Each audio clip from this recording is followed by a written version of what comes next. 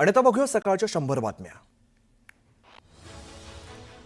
त्रिभाषा सक्तीबाबत राज्य सरकार कोणाच्याही दबावापुढे झुकणार नाही। राज्यातील विद्यार्थ्यांचं हित लक्षात घेऊन निर्णय घेईल असं ठाम प्रतिपादन मुख्यमंत्री देवेंद्र फडणवीस यांनी केलं आहे। हिंदीला आमचा विरोध नसून तत्कालीन मुख्यमंत्री उद्धव ठाकरे यांनी हिंदी भाषा सक्तीची केली होती, ती आम्ही ऐच्छिक ठेवली असं फडणवीस म्हणाले। गणेशोत्सवाला अवघे 2 महिने शिल्लक असून पीओपी गणेश मूर्तीच्या विसर्जनाबाबत धोरण लवकर जाहीर करण्याची आवश्यकता, या प्रकरणी लवकरात लवकर सुनावणी घेण्याची मागणी गणेशोत्सव समितीने केली आहे। राज्यात जूनमध्ये सरासरीपेक्षा जास्त पाऊस पडला असून मराठवाड्यात त्याची नोंद अत्यल्प झाली आहे। मराठवाडा, उत्तर महाराष्ट्र या विभागात पावसाची तूट आहे।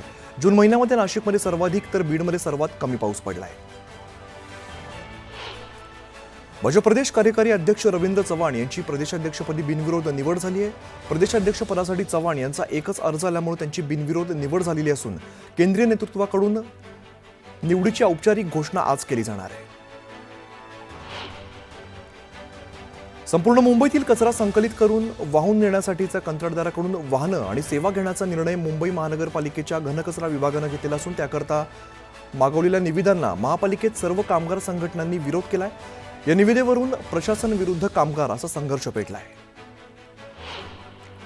स्वारगेट एसटी स्थानकामध्ये प्रवासी तरुणीवरती बलात्कार प्रकरणी आरोपी दत्तात्रय गाडे याचा जामीन अर्ज सत्र न्यायाधीश एएस गांधी यांनी सोमवारी फेटाळून लावलाय। दत्तात्रय गाडे सध्या येरवडा कारागृहामध्ये न्यायालयीन कोठडीत आहे।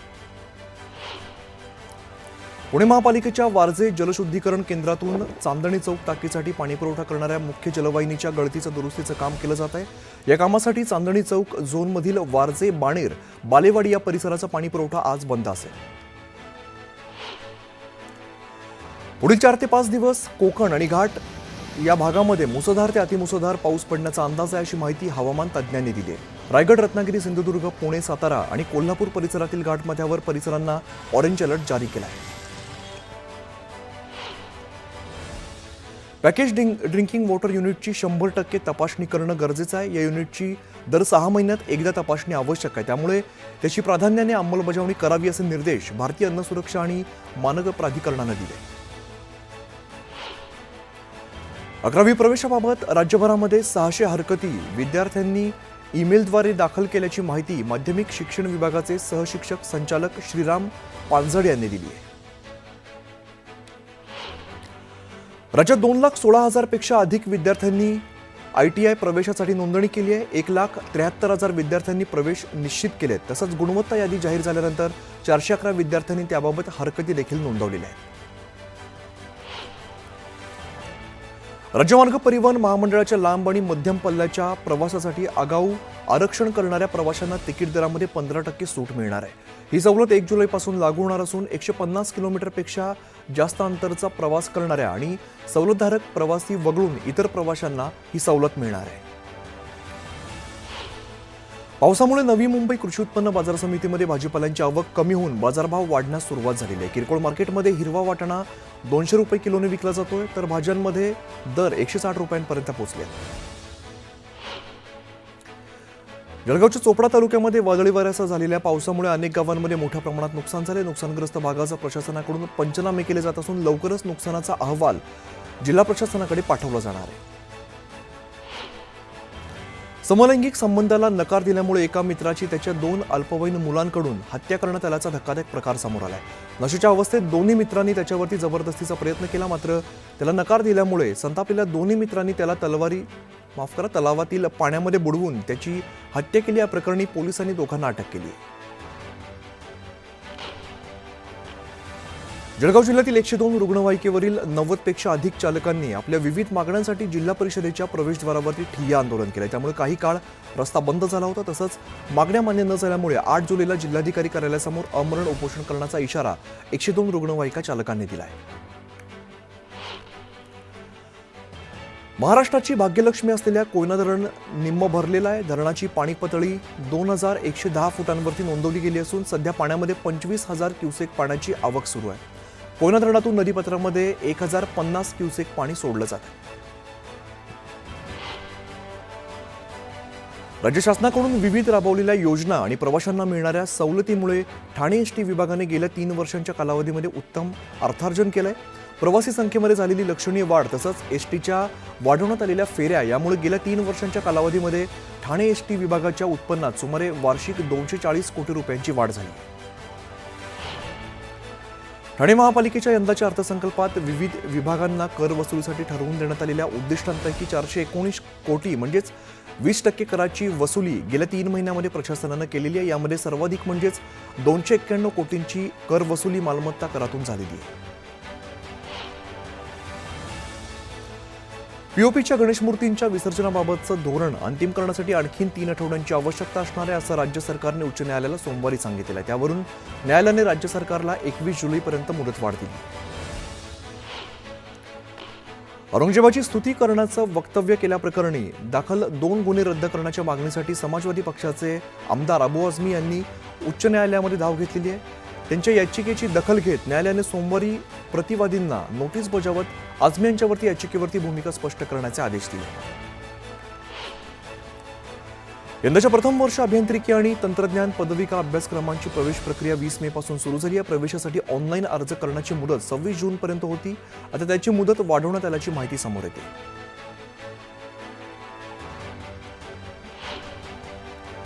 नागपूर गोवा प्रस्तावित शक्तीपीठ महामार्गाविरोधामध्ये शक्तीपीठ महामार्ग विरोधी संघर्ष समितीने आज शिरोली या ठिकाणी पंचगंगा नदीच्या पुलावरती पुणे बंगळुरू महामार्ग रोको आंदोलन केलेला होता.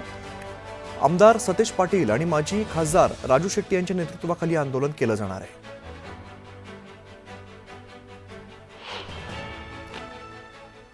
आणि एक महत्त्वाची बातमी थोड्याच वेळामध्ये जगद्गुरू संत तुकाराम महाराज यांच्या पालखीचा नीरास्नान पार पडणारे आणि संत तुकाराम महाराजांची पालखी सोलापूरमध्ये जिल्ह्यामध्ये प्रवेश करणारे आणि स्वागतासाठी सोलापूर प्रशासन आता सज्ज झालेलं आहे. प्रियंका आमच्या प्रतिनिधी आपल्या सोबत आहेत. प्रियंका, काय सध्याचं वातावरण दिसते? स्वागतासाठी सोलापूर नगरी आता सज्ज झालेली दिसते. जगद्गुरू संत तुकाराम महाराजांच्या पालखीचं आता नीरा नदीवर आगमन झालेलं आहे आणि इथे नीरा स्नान जगद्गुरू संत तुकाराम महाराजांच्या पादुकांचं सुरू झालेलं आहे. अमित, लाखोंच्या संख्येने भाविक इथे जमलेले आहेत आणि हे नीरा स्नान अत्यंत महत्त्वाचं मानलं जातं. या नीरा स्नान नंतर पालखी आता पुणे जिल्हा सोडून सोलापूर जिल्ह्यामध्ये प्रवेश करेल. पुढे जाऊन सोलापूर जिल्ह्याचे सगळे पदाधिकारी, सोलापूर जिल्ह्याचे कलेक्टर सगळे पालखीच्या स्वागतासाठी तिथे उभे असतात. तर आता संत शिरोमणी तुकाराम महाराजांच्या पादुकांचं नीरा नदीच्या काठी नीरा स्नान पार पडतंय. दृश्य आपण थेट बघू शकतो. आता आरती देखील सुरू झालेली आहे जगद्गुरू संत तुकाराम महाराजांच्या पादुकांची. या पादुका इथे पालखीत विराजमान करण्यात आल्या होत्या आणि त्यानंतर त्याची आरती सुरू झालेली आहे. ज्ञानबा माऊली तुकाराम अशा जयघोषामध्ये इथे अतिशय सुंदर पद्धतीने हे नीरा स्नान सुरू झालेलं आहे. नीरा नदीचा प्रवाह आपण बघू शकतो. दरवर्षीपेक्षा यावर्षी प्रवाह अतिशय वाढलेला आहे. त्यामुळे सगळ्या भाविकांना विनंती करण्यात आली आहे की त्यांनी पाण्यापासून थोडंसं लांब राहावं. प्रवाहाच्या अगदी जवळ न जाता थोडंसं लांबून ते पाणी पायावर घ्यावं. त्याचबरोबर जगद्गुरू संत तुकाराम महाराजांचा अगदी म्हणजे सगळीकडे फुलांचं आच्छादन करण्यात आलं आहे. त्यासाठी वेगवेगळ्या प्रकारची फुलं इथे वापरण्यात आली आहे. पाकळ्यांचा वापर करण्यात आला आहे. झेंडेकरी टाळकरईच्या गजरामध्ये आता जगद्गुरू संत तुकाराम महाराजांच्या पादुकांचं नीरा स्नान घालण्यात येत आहे. या पालखी सोहळ्याला सराटी गावकऱ्यांनी देखील यांचे आभार मानलेत आणि काल यांचा मुक्काम सराटीमध्ये होता. तिकडचा मुक्काम आटोपून आता हे नीरा नदीवर आलेले आहेत. नीरा नदीच्या काठी जगद्गुरू संत तुकाराम महाराजांच्या पादुकांचं स्नान होत आहे. इथे स्नान झाल्यानंतर आता पादुका पंढरपूरच्या दिशेने मार्गस्थ होतील. आता ज्ञानबा तुकारामच्या जयघोषामध्ये हे स्नान पार पडतंय. अतिशय मनमोहक अशी ही दृश्य आहेत.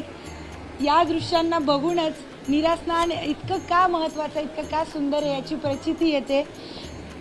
आता कोळी बांधव असतील ते त्यांचा एक सोहळा सराटीमध्ये सकाळी पार पडतो आणि तो सोहळा झाल्यानंतर ही पालखी जी आहे ती नीरा नदीच्या काठी येते.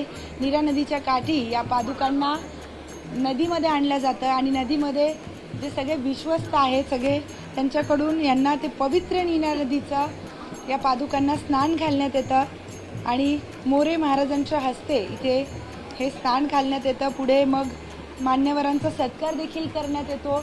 आता काल पुणे जिल्ह्यामध्ये शेवटचा मुक्काम जगद्गुरू शिरोमणी संत तुकाराम महाराजांचा होता आणि आता या पालखीचा मुक्काम इथे नीरा नदी जेव्हा नीरा स्नान होतं त्यानंतर सोलापूर जिल्ह्यात ही पालखी प्रवेश करते.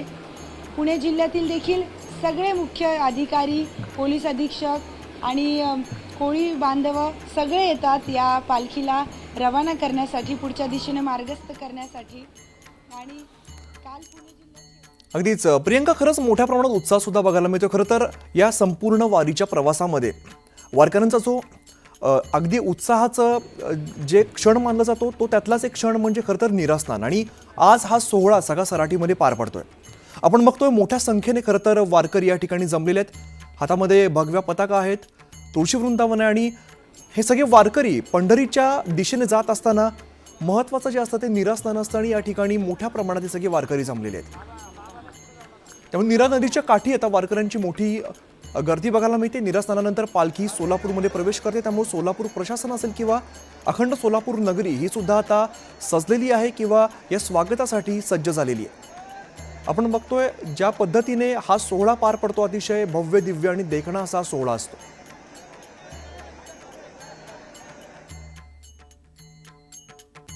पुढच्या महत्त्वाच्या बातमीकडे वळूया. शिवसेना मंत्री भरत गोगावलेंनी खासदार नारायण राणेंबाबत वादग्रस्त वक्तव्य केलेलं आणि नारायण राणे यांना जवळून पाहिलंय. त्यांनी अंगावरती केसेस घेतल्या, भानगडी केल्या, मर्डर वगैरे सगळं झालं असं भरत गोगावले म्हणालेले होते. यावरून मोठा वाद निर्माण झालेला. आपल्या वक्तव्यावरती गोगावलेंनी आता सारवासारव केली आहे. ते चुकून झालेलं वक्तव्य असं बोलण्याचा उद्देश नव्हता अशी सारवासारव गोगावलेंनी केली आहे. नारायण राणे साहेब एवढ्या उंचीवरती जाण्यासाठी सहजासहजी नाही मिळालं. अंगावर केसी घेतला, भानगडी केल्या, जेलमध्ये गेले, मारामारी केल्या, बरं सगळं झालं. हे काय कोणी वेगळं कोणी सांगायची आवश्यकता नाही. देवीला सांगत ना आम्ही भानगडी करा, आपल्याला जोडून चालायचं. पण त्यांच्या पण काही मंडळींनी थोडं आम्हाला पण जोडून घ्यायला पाहिजे, हा आमचा सल्ला, बाकी काय नाही. राणे साहेब जे आहेत त्यांच्याबद्दल आपण वक्तव्य केलं, ते व्हायरल झालेलं आहे, याबद्दल काय सांगाल? चुकून झालेला शब्द आहे, त्याबद्दल आम्ही सांगितलं की त्यात असं बोलण्याचं काय आमचं इंटेन्शन नव्हतं आणि जे काय चुकून झालं होतं त्यात आम्ही सांगितलं त्यांना. पण शब्द गेला आमचा, बाकी दुसरं काय नाही. चल. आणि आता घेऊया बातम्यांचा वेगवान आढावा. विठ्ठल रुक्मिणी मंदिरात व्हीआयपी दर्शन बंद करण्यात आलेल्या जिल्हाधिकाऱ्यांनी विठ्ठल रुक्मिणी मंदिर समितीला तशा प्रकारचे आदेश दिलेले आहेत. सर्व भाविकांना एकसमान दर्शन देण्याच्या समितीला सूचना देण्यात आलेल्या आहेत.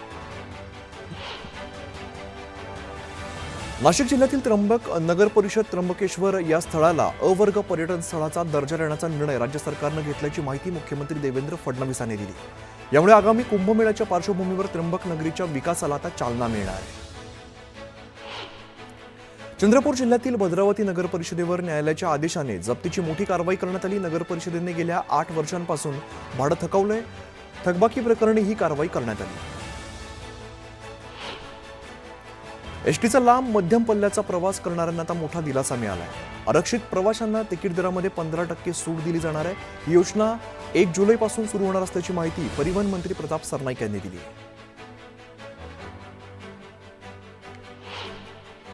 भारतीय रेल्वेने प्रवासी भाडे दरामध्ये आता वाढ करण्याची घोषणा केली आणि भाडेवाढ मेल एक्सप्रेस आणि सुपरफास्ट गाड्यांच्या विविध वर्गामध्ये लागू होणार आहे. आजपासून या वाढीव दरांची अंमलबजावणी केली जाते.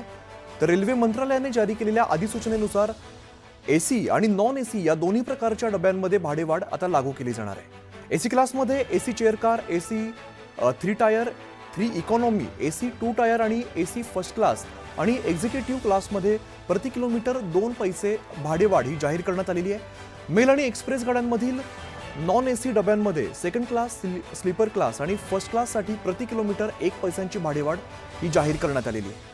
जनरल क्लास रेल्वेने जनरल डब्यातील सेकंड क्लासमध्ये सामान्य प्रवाशांसाठी 500 किलोमीटरपर्यंत कोणतीही भाडेवाढ केलेली नाहीये. तरी पण 501 ते 1500 किलोमीटरसाठी 5 रुपये, तर 1501 आणि 2500 किलोमीटरसाठी 10 रुपये आणि 2501 ते 3000 इतक्या किलोमीटरसाठी 15 रुपये इतकी वाढ करण्यात आलेली आहे. तर फर्स्ट क्लास सामान्य आणि स्लीपर क्लास सामान्यमध्ये प्रति किलोमीटर अर्धा पैसा इतकी भाडेवाढ ही लागू होणार आहे.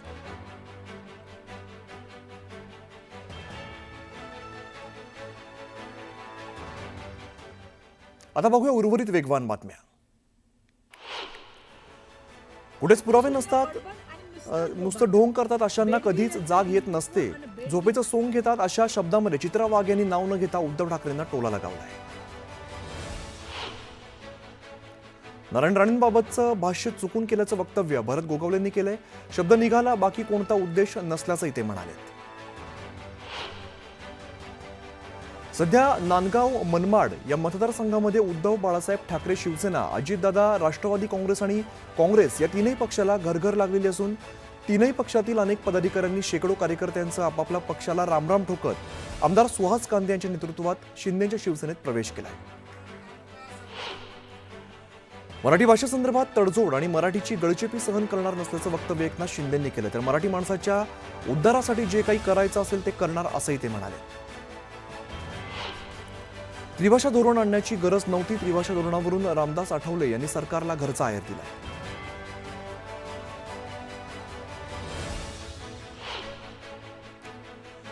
उद्या संध्याकाळी 5 वाजता भाजपाच्या नव्या प्रदेशाध्यक्षांची घोषणा केली जाणार आहे. भाजपाचे निवडणूक निरीक्षक किरण रिजिजू यांनी ही माहिती दिली आहे. प्रदेशाध्यक्ष पदासाठी अर्जाचे 10 सेट मिळाल्याची माहिती सुद्धा त्यांनी दिली आहे.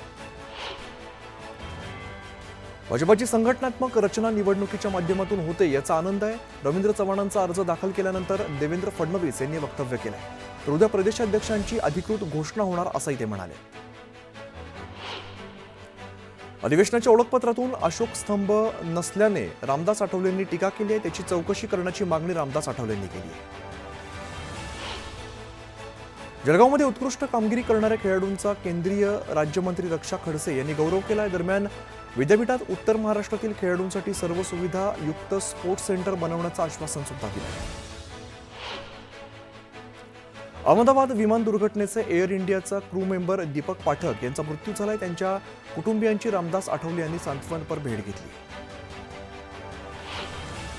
बोरिवली पश्चिमेकडील गोराई या ठिकाणी कचरा ट्रान्सफर स्टेशनवरती कचरा हटवण्यात आलेला आहे. त्यामुळे दुर्गंधी आणि अस्वच्छतेमुळे त्रस्त झालेल्या नागरिकांना मोठा दिलासा मिळाला आहे.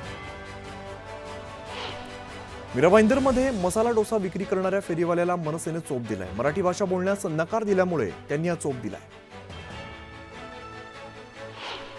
मीरा भाईंदरच्या डोंगरावरील कारशेडला ग्रामस्थांनी जोरदार निषेध केलाय. 12,000 पेक्षा अधिक झाडं तोडली जाणार असल्यामुळे नागरिकांनी रॅली काढत निषेध व्यक्त केलाय.